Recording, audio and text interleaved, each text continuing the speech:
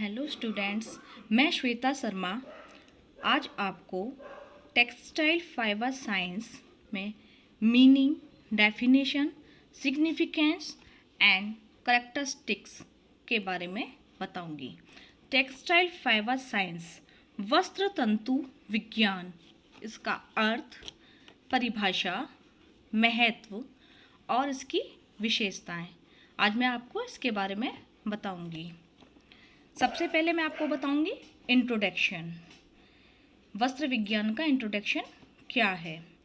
वस्त्र तंतु विज्ञान हमारे दैनिक जीवन से संबंधित एक महत्वपूर्ण विषय है जिसके बारे में प्रत्येक व्यक्ति को जानना आवश्यक है। जिस प्रकार व्यक्ति को भोजन, आवास की आवश्यकता होती है, ठीक उसी प्रकार प्रत्येक व्यक्ति को परिधान की भी आवश्यकता होती है। संपूर्ण परिधान वस्त्र तंतु द्वारा ही तैयार होते हैं और घर को वस्त्र तंतु के उपयोग द्वारा अधिक आरामदायक और आकर्षक बनाया जाता है। ठीक है, क्लियर हुआ? मैं एक बार फिर बताती हूँ। वस्त्र तंतु विज्ञान हमारे दैनिक जीवन से संबंधित एक महत्वपूर्ण विषय है जिसके बारे में प्रत्येक व्यक्ति को जानना आवश्यक है। जिस प्रकार व्यक्ति को भोजन और आवास की आवश्यकता होती है, ठीक उसी प्रकार प्रत्येक व्यक्ति को परिधान की भी आवश्यकता होती है। संपूर्ण परिधान वस्त्र तंतु द्वारा ही तैयार होते हैं और घर को वस्त्र तंतु के उपयोग द्वारा अधिक आरामदायक और आकर्षक बनाया जाता है। ठीक है, अब मैं आपको इसका मीनिंग बताऊंगी, इसका अर्थ। वस्त्र तंतु विज्ञान का अर्थ है तंतु से धागे व धागे से वस्त्र बनाने की प्रक्रिया। क्या अर्थ है इसका? वस्त्र तंतु विज्ञान का अर्थ है तंतु से धागे व धागे से वस्त्र बनाने की प्रक्रिया। यह प्रक्रिया 3 चरणों में संपन्न होती है, जो कि सबसे पहली होती है फाइबर। फाइबर को हम कहेंगे तंतु। सेकंड होती है यार्न, ये होता है धागा। एंड थर्ड होती है फैब्रिक, इसको हम कहेंगे वस्त्र। सबसे पहले मैं आपको फाइबर के बारे में बताऊंगी कि आखिर तंतु होता क्या है। तंतु एक कोमल और लचीला बालों के समान बटा हुआ महीन धागा होता है जिसकी लंबाई की तुलना में डायमीटर छोटा होता है। याद रखना ये वाला, जिसकी लंबाई की तुलना में डायमीटर छोटा होता है। तंतु कैसा होता है? एक कोमल और लचीला बालों के समान बटा हुआ महीन धागा। ठीक है। वस्त्र तंतु उद्योग में धागे और वस्त्र बनाने हेतु आधारभूत इकाई है। आया समझ में?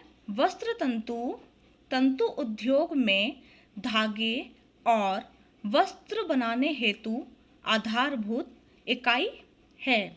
वस्त्र तंतु के रूप में वस्त्र को छूने के गुण पर प्रभाव डालते हैं, साथ ही वस्त्र के लिए आवश्यक सेवा की मात्रा और प्रकाश को बड़ी सीमा तक निर्धारित करते हैं और वस्त्र की कीमत पर प्रभाव डालते हैं। आया समझ में तंतु क्या होता है? अब मैं बताती हूँ। तंतु जो कि या तो कताई किया हुआ या ऐंठन वाला तंतु होता है या जिसे प्रत्यक्ष रूप में तंतु के रूप में उपयोग में लाया जाता है। ठीक। नेक्स्ट आपका है यार्न। यार्न तो आप समझ गए होंगे, यार्न होता है धागा जो कि बुना हुआ, नेटेड या अन्य विधि द्वारा वस्त्र तैयार करता है। सबसे पहले तंतु होता है, तंतु के बाद धागा, धागा किस प्रकार बनता है? विभिन्न प्रकार के तंतुओं को मिलाकर धागा बनाया जाता है। इसके बाद है आपका फैब्रिक। फैब्रिक होगा वस्त्र, जिसमें कई विभिन्न परिसज्जाएं प्रक्रियाएं की जाती हैं और उपभोक्ता हेतु तैयार वस्त्र बनाया जाता है। क्या होता है वस्त्र? जिसमें कई विभिन्न परिसज्जाएं प्रक्रियाएं की जाती हैं और उपभोक्ता हेतु तैयार वस्त्र बनाया जाता है।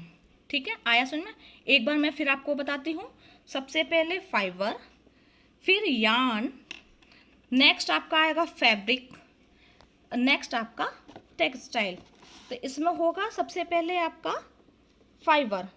तो फाइबर आपका सबसे पहले हो गया तंतु।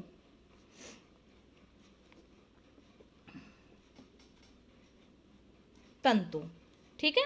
तंतु के बाद में आपका बन जाता है धागा। ठीक, फिर इसके बाद आपका बनेगा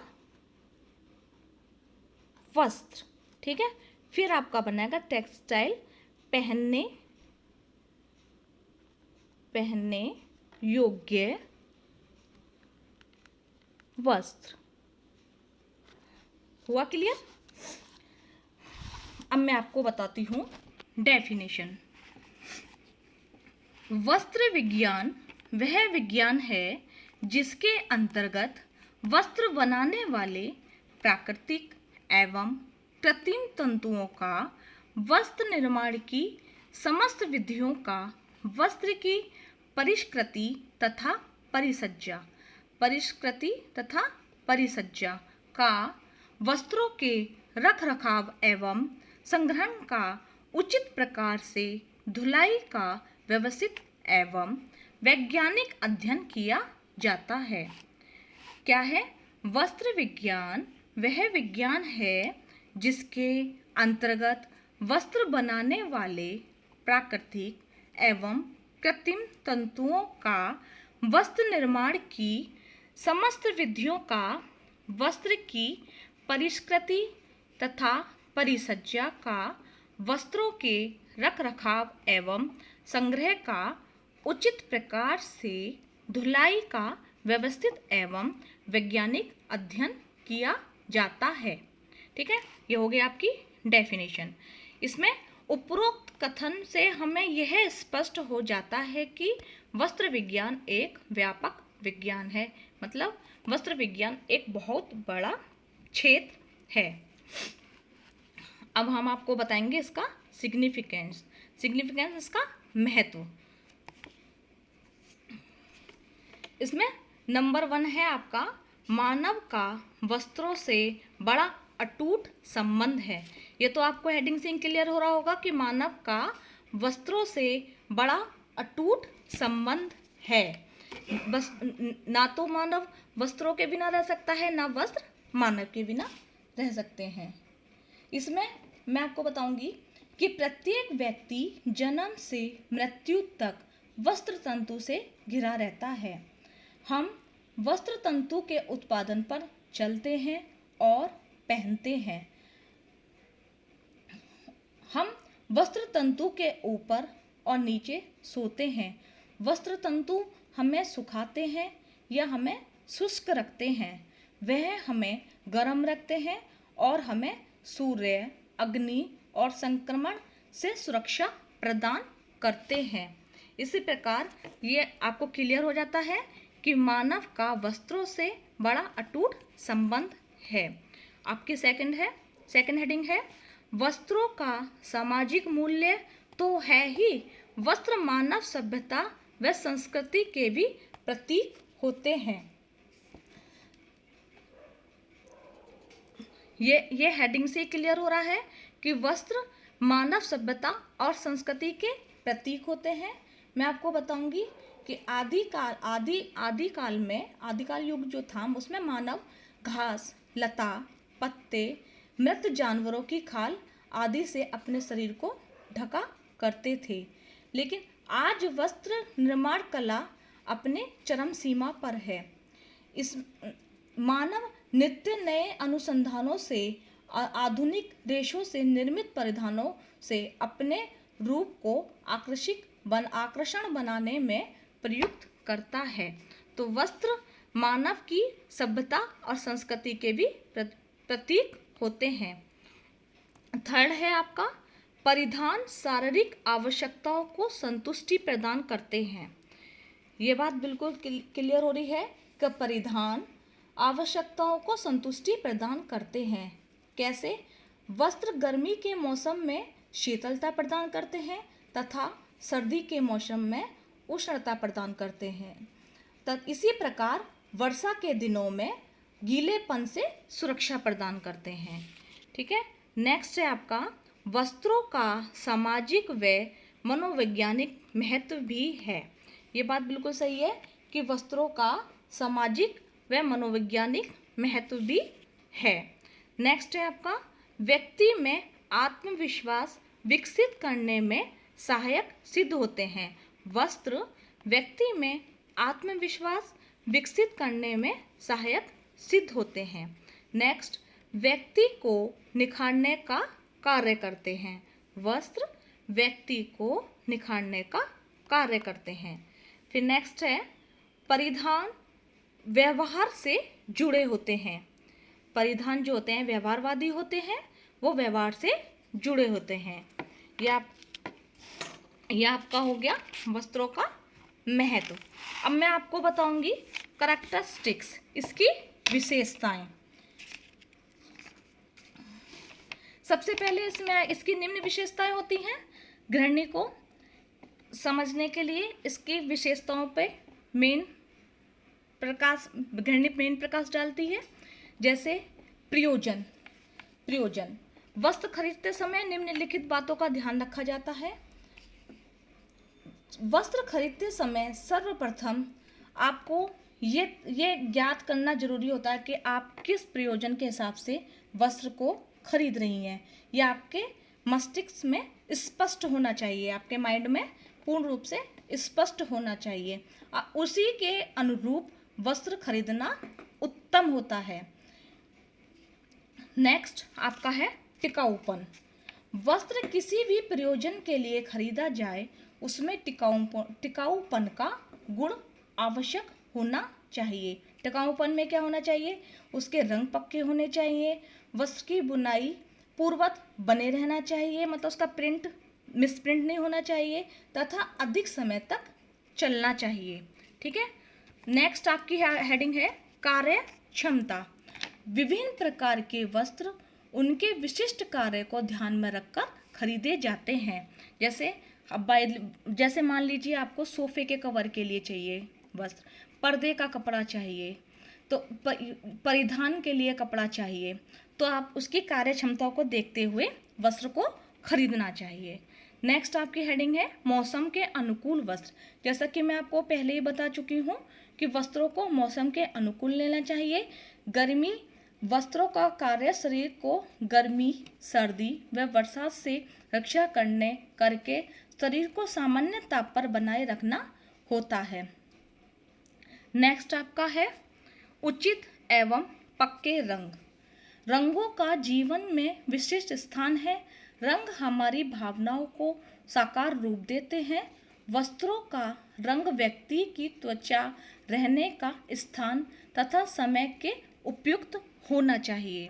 नेक्स्ट आपका है वस्त्र की सफाई व धुलाई। कुछ वस्त्रों की धुलाई नित्य प्रतिदिन तथा कुछ वस्त्रों की धुलाई कभी कभी करनी पड़ती है। वस्त्र धुलाई का वस्त्र पर क्या प्रभाव पड़ता है? कितनी देर वस्त्र को पानी में भिगोया जाए? वस्त्र पानी में भिगोने पर सिकुड़ तो नहीं जाएगा? और शुष्क विधि का प्रयोग करके वस्त्र को धोया जाए। नेक्स्ट आपका है फैशन के अनुरूप वस्त्र। वस्त्र को खरीदते समय प्रचलित फैशन का भी ध्यान रखना पड़ता है। समय समय पर फैशन परिवर्तित होता रहता है, परंतु फिर भी फैशन के अनुरूप ही वस्त्र को खरीदा जाता है। नेक्स्ट आपका है वस्त्रों की देखरेख एवं सुरक्षा संरक्षण।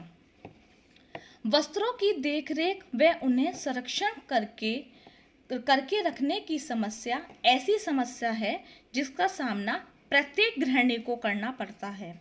पहनने के पश्चात वस्त्र किस प्रकार टांगा जाए, किन किन वस्त्रों को टांगने से उनका आकार बिगड़ जाता है, कीड़े फफूंदी से बचाव के लिए उन्हें किस प्रकार संरक्षित किया जाए, इन सब बातों की जानकारी वस्त्र विज्ञान के अंतर्गत दी जाती है। नेक्स्ट आपका आएगा मूल्य। गृहिणी के बजट में परिधान ही एक ऐसी वस्तु है जो महत्वपूर्ण एवं आवश्यक होने के साथ साथ महंगी भी है। घरेलू बजट में वस्त्रों के लिए कितना मूल्य खर्च किया जा सकता है, इस खर्च में किस प्रकार से वस्त्र बनाए जा सकते हैं, इसका भी उचित ध्यान रखा जाता है। ये आपकी समझ में आ गया होगा। अगर नहीं समझ में आता है तो आप मुझसे कमेंट में क्वेश्चन पूछ सकते हैं। Thank you.